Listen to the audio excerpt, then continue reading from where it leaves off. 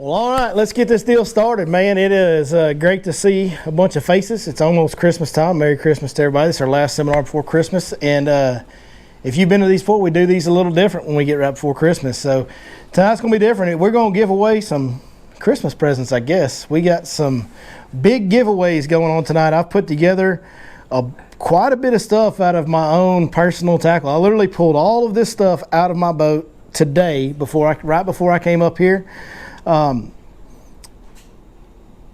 We just talked about a little bit here about me. If I do something, I tend to kind of go all out. And I don't know that anybody on YouTube or any guide or anything has ever pulled this much stuff out of their boat to give away at once.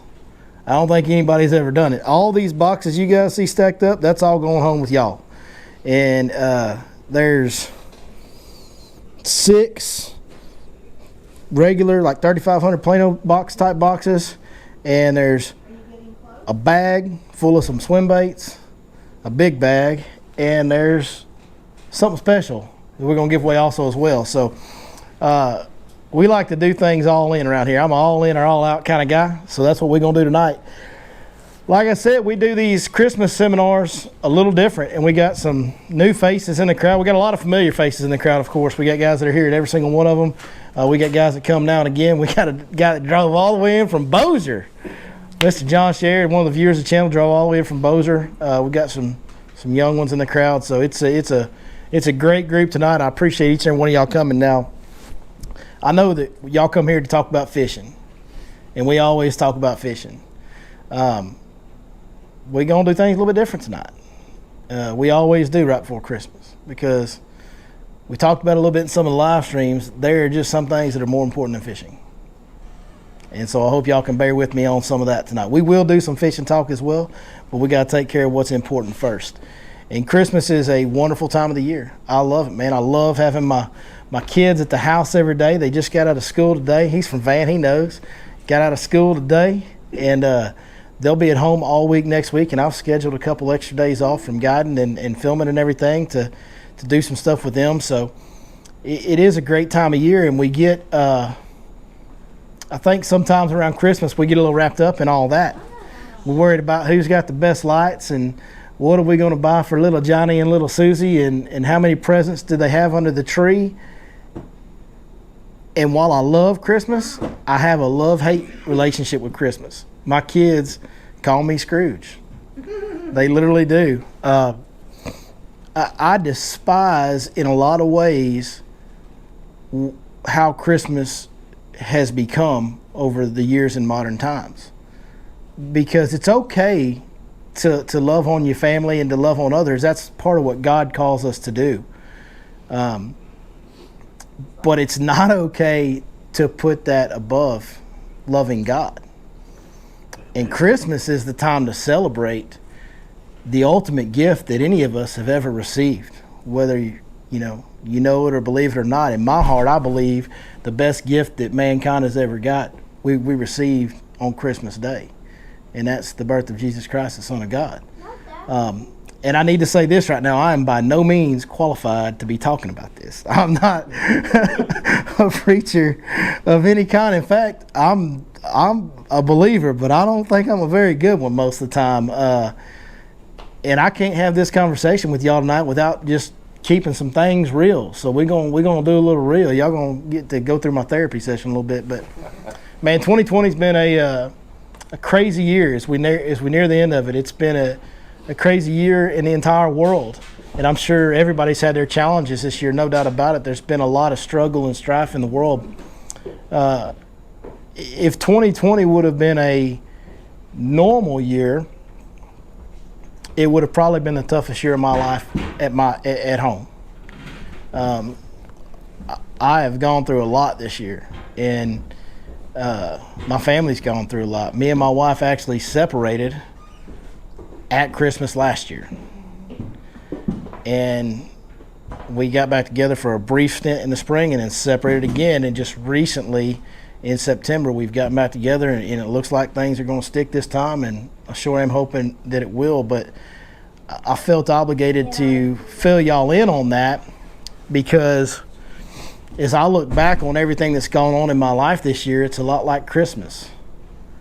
There was some things in my life that I started focusing on more, and not intentionally. It's not like I set out to grow away from God or anything like that, but I did. I got really busy. You know, you guys that know me personally really well know how hard I work at this. I spend 12 hours away from home. On days when I'm I spend 11 to 12 hours away from home. I come home, I create content, I post content every day on 3 or 4 or 5 different platforms, or at least that's how I used to do it. I've kind of slowed down some, but the YouTube content still goes out 6 days a week. And, you know, I work an extreme amount of hours, and that becomes tough to manage. And we've been very fortunate and blessed that all that work has paid off in a lot of ways. It's been really good financially, and the business has been good, and I get to do what I love for a living. I get to fish. But through all of that, and just getting busy and getting focused, and the kids getting older and getting more active and focusing on their stuff, I made a big mistake and kind of got away from the most important thing, and that's being a leader for my family in the following of Christ. And it's something that I think we can all do around Christmas time, and I think we all tend to do it around Christmas time. And so, like I said, I'm not qualified to have this conversation with y'all, but every year around Christmas time, we always like to have somewhat of this conversation of some kind, just to remind us all that there's something more important that's going on right now than happy children and presents and decorations. And I've really been doing, obviously, a lot of soul searching this year with everything that's going on, and I can tell you right now that you guys are almost seeing it happen real time. Like, it's happening as of this week, culminating somewhat today, right now, that I'm taking a stance and saying that my priority, not only for Christmas, but for my life going forward into 2021, is to make sure that I put God back first in my life where he belongs. And I think if we all do, not that I'm here to judge anybody's relationship with Christ, but I think if the world as a whole does that a little bit more, then a lot of this 2020 will go away. And I see a lot of nodding heads. And so I just wanted to talk to you guys a little bit about that before we got started tonight on the fishing stuff, because I love fishing. I'm very passionate about it, but there are a lot of things that are more important than fishing.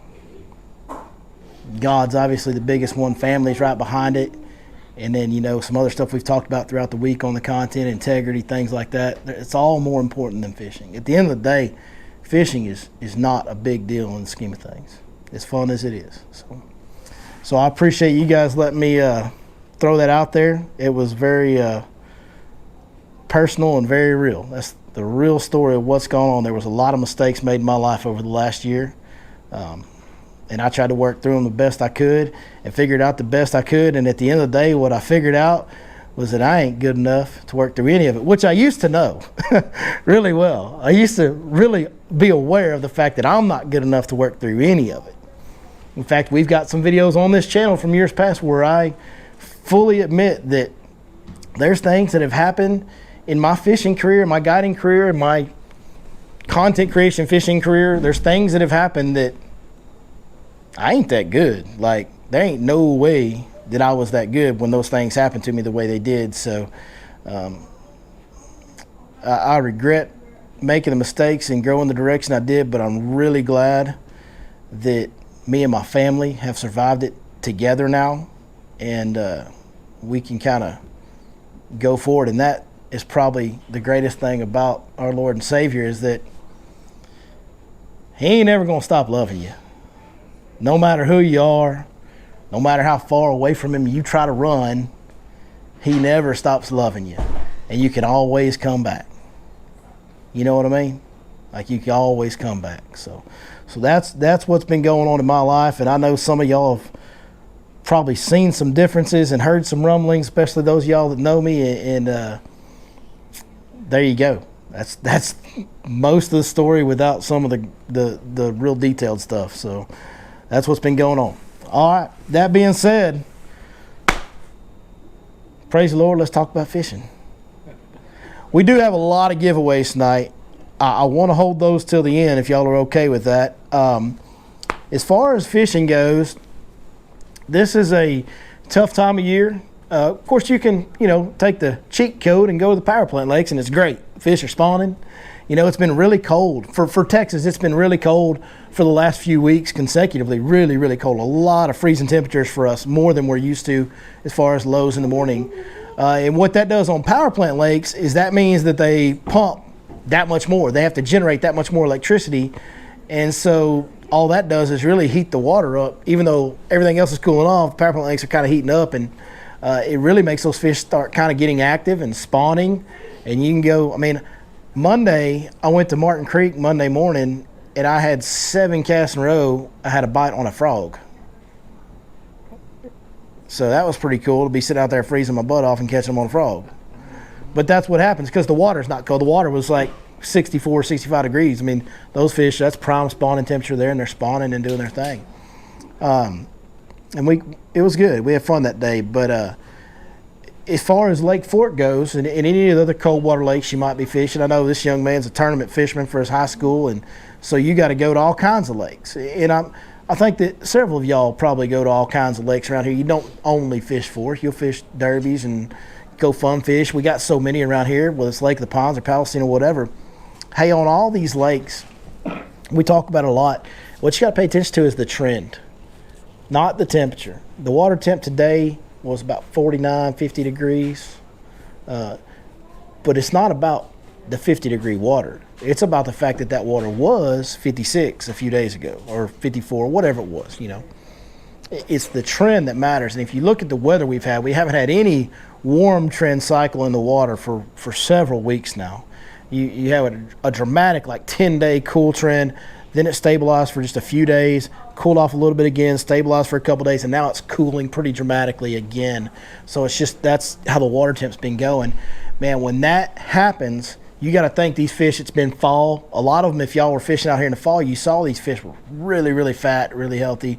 They were feeding up, in big quantities. And so when they've got that much going on, they've been feeding that much, and then that cool water hits them and it cool trends, that slows their metabolism down, and they're already, bass can't really tell when they're full, but their body's not telling them to go hunt because their metabolism's slowing down and their body has plenty of nutrients in it. So it really makes the fishing get pretty extremely tough when you get those cold trending temperatures in the middle of winter, really late fall, early winter, middle of winter. Here's what's cool. As tough as it can be right now some days, big fish can be caught because we are right on the cusp, as crazy as it sounds, of pre-spawn right now. It's almost pre-spawn time in Texas right now. We will have fish on Lake Fork every year that start spawning around Valentine's Day. Some of them, a lot of times, even sooner. Well, if they're going to spawn on Valentine's Day, pre-spawn kind of starts right now. And one thing that's for sure is all the female bass in all of our lakes that are cold water lakes, not power plant lakes, but all of our cold water lakes, are gestating eggs. They're pregnant. Jamie, you hungry? She's pregnant. She's hungry. He is not right, is he? It's I think in here for that prop, didn't you? I did. It's we've all been around a pregnant woman at one time or another, and they eat a lot, and they eat often. So even though their metabolism slowing down, telling them not to eat, the female bass, which lucky for us is the big ones, the bigger fish, they still have to eat. And they have to eat at a much higher rate than the male bass do. So even though you can't catch near as many fish, the average size fish you catch in the winter goes way up, because a higher percentage of your bass that you're catching, a much higher percentage of your bass you're catching, are female bass.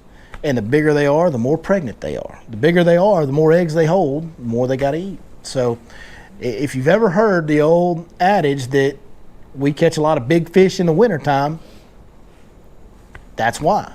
They're pregnant. The males don't have to eat hardly at all. They just fed up all fall. Water's cooling off, their metabolism shut down. I mean, a male bass can go days without eating when you get these cold trending days like this. A female can't because she's pregnant. It's a beautiful thing. Mother Nature, it's something, isn't it? But so as we go forward from here, is it a grind right now? Yes. Is it worth going out? Absolutely. Because some of the biggest bass of the year can be caught right now. And it's really worth going out right now. And it's a great idea to go out right now, especially for a young man like yourself that tournament fishes. You need to go out right now as much as you can.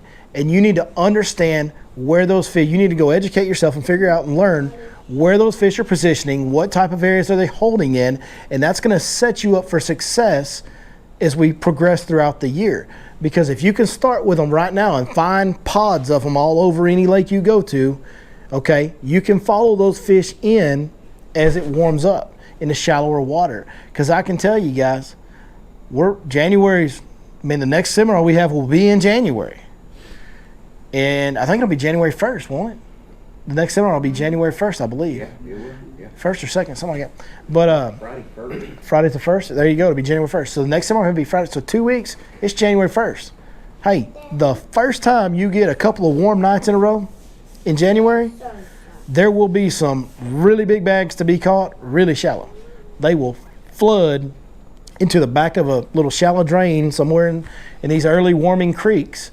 And that's when some of the biggest bags of the year ever get caught. The best video we shot all year was in, I want to say we shot it like around January 15th. And it was just a 3-day warming trend.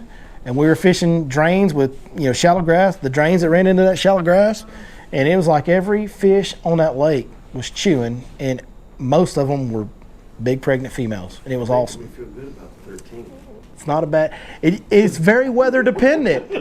It's very weather dependent that time of year, because if you come through and you hit that warming trend and then get a hard cold front behind it, they shut down. It's about the trend. Now, we might catch them in January. The best day of the year might be 50-degree water, and I'm sitting here telling you today it's tough and it's 50-degree water, but it's about the trend. It's about the trend. If they've been in 40-degree water and all of a sudden it jumps 10 degrees, man, they're going to get into shallow water, because shallow water will warm up faster, so that'll get the warmest. They'll flood in the back of the creeks. They'll be easier to target, and they'll be active. Their metabolism will be speeding up, picking up, so the nutrients that they've been storing in their body will be getting burnt, so they'll be wanting to eat that much more. So it really becomes about watching the trends this time of year. And what I can tell you guys is, when the water is cooling, you got to watch to know when the water is going to cool. The daytime temperatures are what matter. It's not that it's 30 degrees at night. It's that it's 40 degrees during the day. Like, did anybody fish Tuesday? Was I the only one? It was miserable. It was like 38 degrees for a high, drizzling rain, a little bit of wind. It was terrible. But what the point I'm making here is, yeah, that was terrible and all that. But the really big point about that is, when the water temperature is 50 and the air temperature during the day, the high for the day, never gets above 50, what happens is the water is going to have a natural tendency to cool overnight during this time of year when it's 30, 40, 50 degrees at night. Water's going to cool. Then if you have a 60-degree day, it'll warm back up a little bit, and then it'll cool back off a little bit. And it may slide down a little bit slightly, but mostly it'll kind of have a little ebb and flow.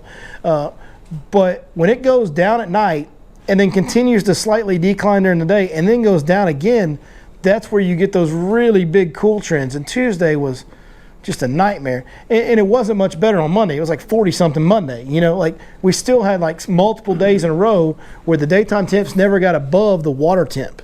And when that happens, that's when those trends really kick in hard. Same thing, flip it around.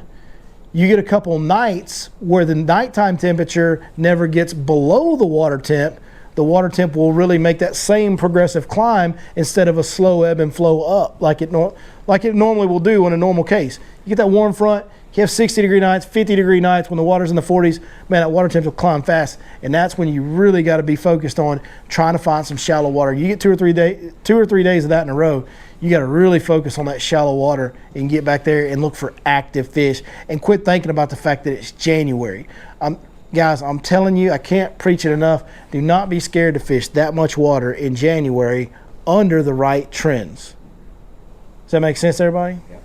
Okay. So Do you have any questions so far? No questions? Well, that's going to make this a short night. No. Yeah. How did you do Tuesday? Oh, it sucked. You didn't catch any? No, we caught a few. I can't, man. They all run together, but we did catch a few fish, but it was not good. There was 2 over 6 caught in our tournament Thursday. The funny thing but the fish we caught were good, just like we talked about. Yeah. They were quality fish. They weren't giants, but they were like fish that you ain't gonna cull. You know what I mean? Yep. Yeah. How much do you think that girl weighed? Yep. That you The put big that in the one. water without weighing? Just signed it up. She wasn't very long. First- You talking about the one on Facebook, the picture of? That was, or on the video? God dang, she was so fat. I don't know. That fish, it's really hard to guess their weight when they get that obese. That's the fattest fish I've caught. That's the fattest largemouth I've seen in years. She was ridiculously fat. She was enjoying her snacks. But she wasn't very long. All I know is she definitely wasn't anywhere close to 10 pounds. She was maybe a 6-7 pounder, but she was really, really short, like really short for that weight. So I'm just taking my best guess at it because it's hard to judge them when they're that oddly shaped. They always weigh more than you think they do. Yeah, her side stuck out quite a bit. She had side belly. It was weird. Like you could look down her back and see her belly sticking out. It was kind of like me after pizza night. Right? I have a question. Yes, sir. Do you notice in the wintertime the muddier creeks tend to hold a few more fish that'll be active? Yeah, absolutely. So what happens there is the dirt content. Well, the muddier creeks will fish better on the warming trends. On the cooling trends, they'll actually fish worse. The dirt content in the water in the dirtier creeks will actually cause that water to warm even slightly that much more. And a lot of times, what just kind of, it's like a correlation thing. Like we talk about, well, post-frontal conditions, bluebird skies, and no wind is tough. Yeah, that also correlates with super high barometric pressure. That's one of the things that makes it tough we don't really think about all the time. One of the things you don't really think about them dirtier creeks, the dirtier creeks get the most flow, right? Well, if it gets the most flow, it gets the most influx of nutrients, right? If it gets the most influx of nutrients, it's going to grow the most grass. Oh, yeah. So a lot of times the creeks that have the higher dirt content are the creeks that actually, and that's counterintuitive because you think, well, grass will filter out the dirt. Not in the wintertime because the tops die off of it, so it can't filter it all out. So in the cold time of year, the dirtier creeks will usually tend to have, a lot of cases, more vegetation. Which obviously more vegetation in the wintertime is going to be great for fish. It's oxygen. On sunny days it holds heat. It's going to help that water hold more warmth as well. So, and hold more bait, which is a great deal. So yes, for sure, I actually look for dirtier water, especially when I start thinking about warm trends. And for me personally, guys, when I start really focused, basically I just use New Year's, man. Around here, like when it hits January 1, I'm thinking about that shallow Prespawn deal. And if I get a hint of a warm trend, I'm going to start exploring that, and I am going to, at that time, that's when I will start actively looking for dirtier water. We normally look for cleaner water. It's counterintuitive, right? Yeah. Right. Good question. Yes, sir. Do you have a question? No? Not at all. You said you wanted to ask me something about mapping or something, right? Well, yes, for Fork, Lake of the Pines, Mhm. like that. Spend a lot of time idling and not fishing. Whereas if I could get places without boat roads, Okay. I was just wondering who had the best mapping for that out there. For navigation. Navigation, yeah. You know, a guide out here, Lance Vick, and he used to, I can't remember what tour, FLW tour back in the day or something like that, I can't remember, but Lance Vick's been a guide out here for a long time. Great fishing guide, great guy. He's had the Boat Lanes chip, I think it's Boat Lanes LLC or something like that. But he's had that Boat Lanes chip for a long time. Do you have that? No, but I've seen it. Okay. So he has that, and he has it for Fork, Rayburn and Toledo, and Lake of the Pines, I believe. And you can buy like a combo chip that has 3 of the 4, I think. I don't remember exactly all the offerings he has, but those are the lakes he has. And that's the one that's been around the longest. And certainly for the other lakes outside of Fork, those are kind of like, for sure, your best options. Mm-hmm. There's another one here at Fork, another fishing guide, Stephen Fothery made one that I believe has a few more lanes and a few more deeper areas. Now, one thing I'm going to caution you about, Right now, the lake's pretty low. I mean, it's not super low. I can't sit here and personally tell you what level that Stephen Fothery chip is good at. I don't know. I believe on Lance Vick's website, it tells you what level it's good at. He mapped it at 7 foot low. Yeah. But we was just on, so Galen has. Well, he mapped the old one at 7 foot low. He did a new update when Fothery released his that was not mapped at 7 foot low. So, That's but I exactly- think it says on his website what his chip is good at. I think. We was in Mustang just Thursday, and Galen's got the one that he was talking about. He said he just updated to the new one, and he'd been through there 100 times, and we hit a huge stump right on his guide lane. So, Yeah, the lake's getting to a level now where, listen, when Lake Fork or any of these stumpy lakes like Lake Fork, when that water level starts dropping, it's kind of like all bets are becoming off. Like, there's a lot of stuff that I normally run.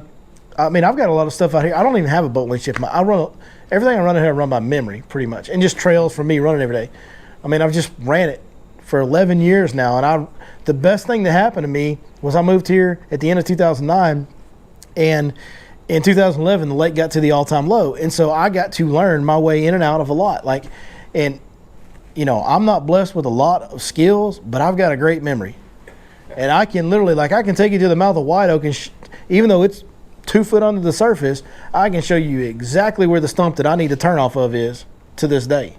And I know exactly where it lines up off that roadbed that comes off and off that other tall tree that's stick. You know what I mean? Like, I've just got a good memory for stuff like that. And so I run everything by memory, but there's a lot of stuff that I normally run that I'm starting right now to back off of because of the level the lake's getting to.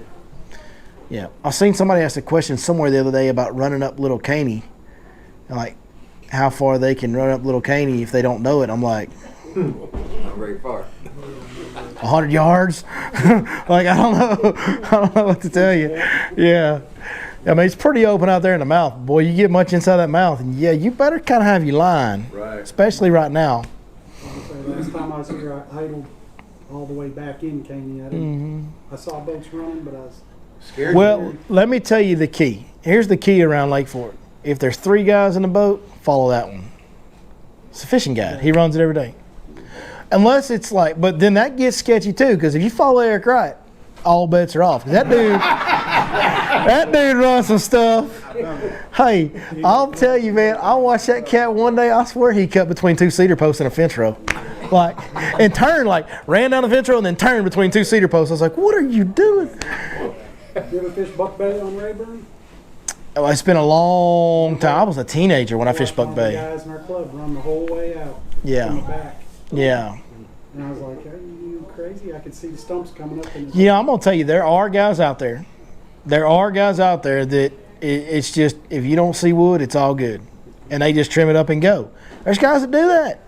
They're like, What's amazing is that the Bassmasters are any of them guys. oh, they all do they it. run everywhere. They all do it. Oh Yeah. boy, They got insurance. You see them, hey, do you see them Yamaha Mercury trailers up there at the weigh-in at those things? Them boys work hard when they come here.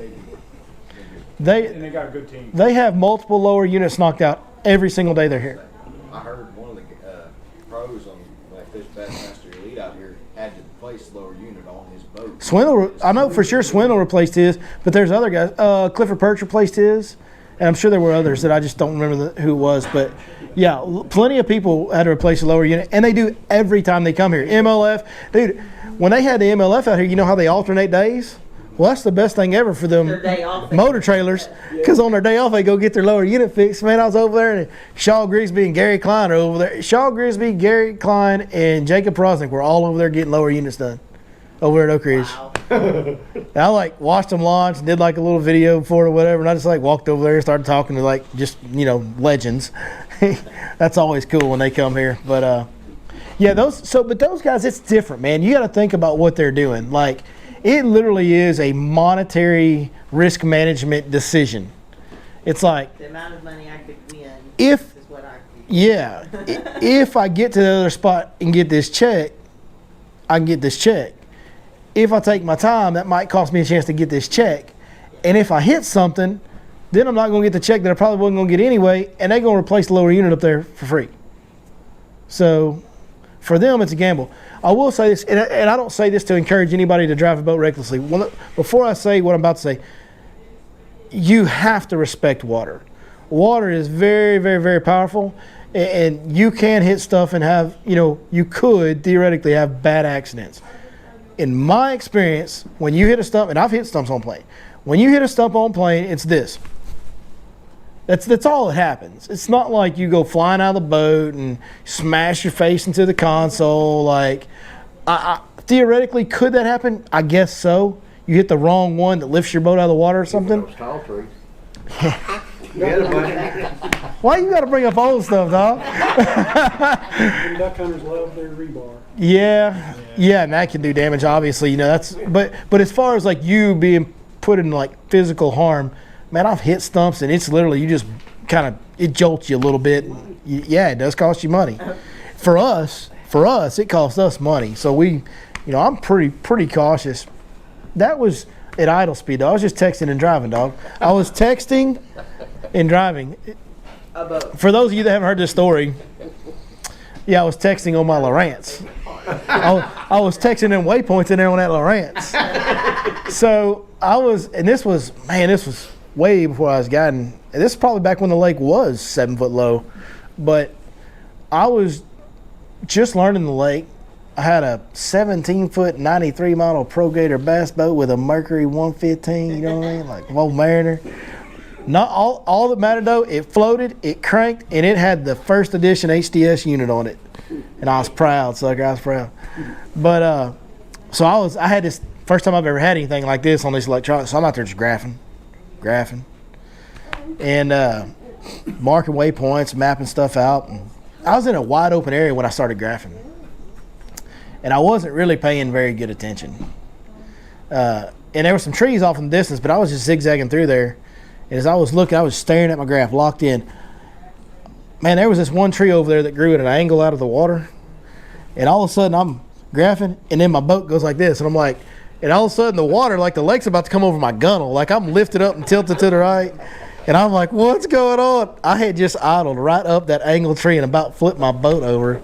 It was just like the perfect angle for my boat to just slide right up it. I was texting and driving. I didn't even have a smartphone back then. I was texting and driving. It was harder to text when you had hit that number 3 times. You don't know nothing about that. You don't know nothing about beep, beep, beep, beep, beep, beep. Y'all remember texting like that? Mm-hmm. Oh, yeah.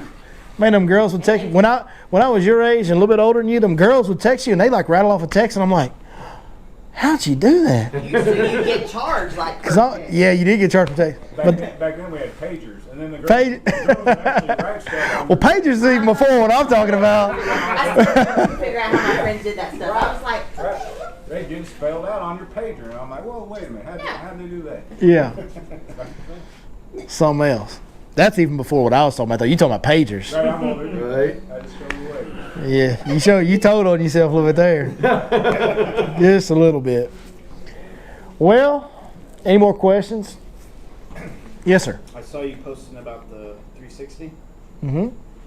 Have you tested the other 2 out yet? And have you kind of come to... Haven't. So Active Target, even though they released it for sale, it won't be delivered and installed for anybody till January is what I'm hearing. I did have one guy reach out that ordered it right away. I believe this guy's fished a guide trip with me, but he texted me and offered me a chance to go ride with him, and I'll take him up on it if I don't get a chance to see another one first. But I believe none of them are going to be delivered until January. And So so ones you've seen so far, what's Live Scope and 360, and of course I have Lowrance, the current Lowrance, the lives, but